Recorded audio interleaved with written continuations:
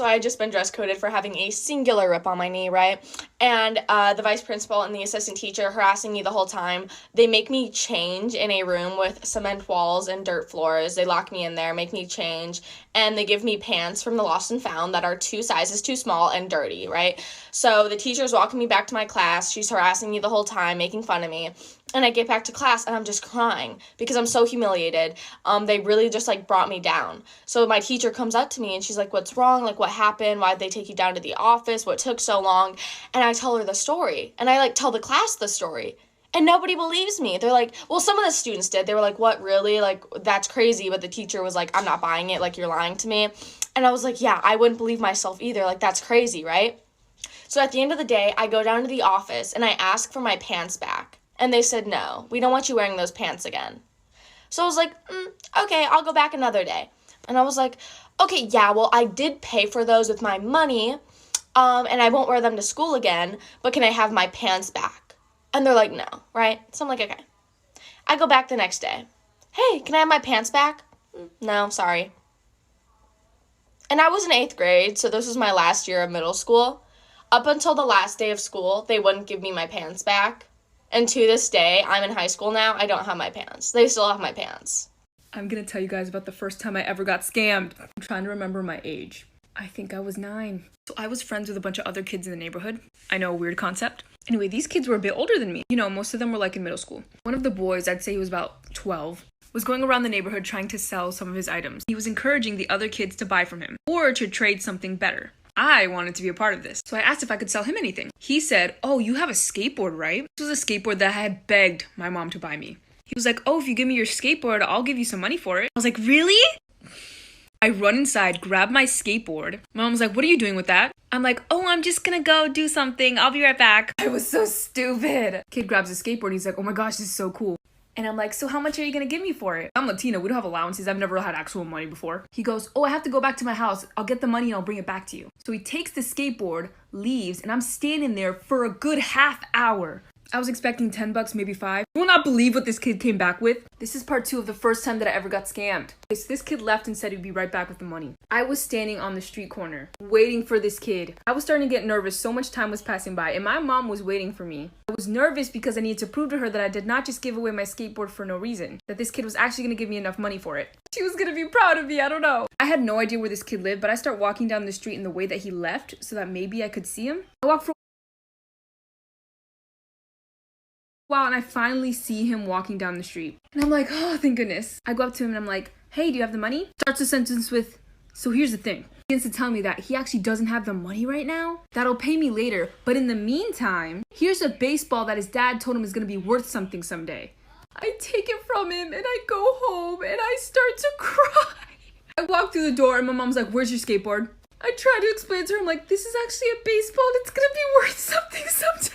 I never see that kid again, and my mom was furious with me. My aunt tried to poison my mom? Story time.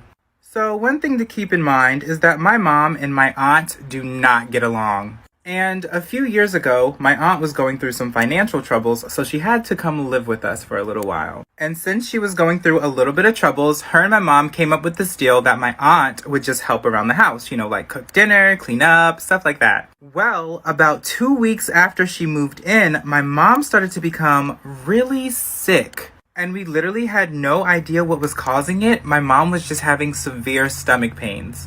And it got so bad that my mom ended up passing out and we had to rush her to the emergency room. Well, they ended up running some tests and come to find out my mom had bleach in her system. So my dad gets angry and starts questioning my aunt, and my aunt confesses to putting bleach inside of my mom's food every time she cooked for her. It was so bad that if we waited any longer, my mom would have died. Story time. How I got revenge on the school's popular girl and never got caught. In my school, we have 3 stereotypical popular girls.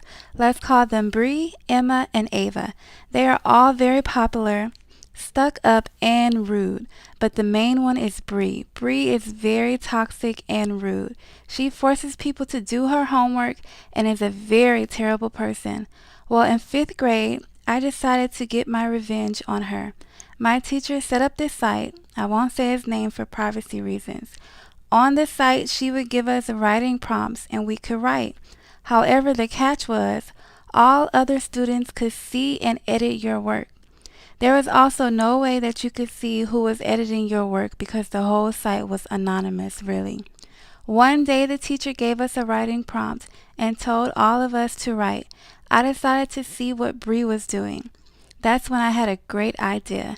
Because the site was anonymous, I could edit and destroy all of Bree's work. I ended up deleting a bunch of her writings and wrote a bunch of nasty and rude comments. She ended up finding out and went around asking everyone who did that to her account. I denied it. The next day, the teacher was making us present our writings. To make it less suspicious that Bree was the only person who got hacked. Without the right start to your day, your morning could hit a wall. Is he okay? Belvita breakfast. I decided to hack others as well. That included some of my friends and me. I specifically stuck with just messing around with the girls and not getting involved with the boys. But let me say, the next day when the teacher told us to read, basically all the girls' writings were ruined, including mine.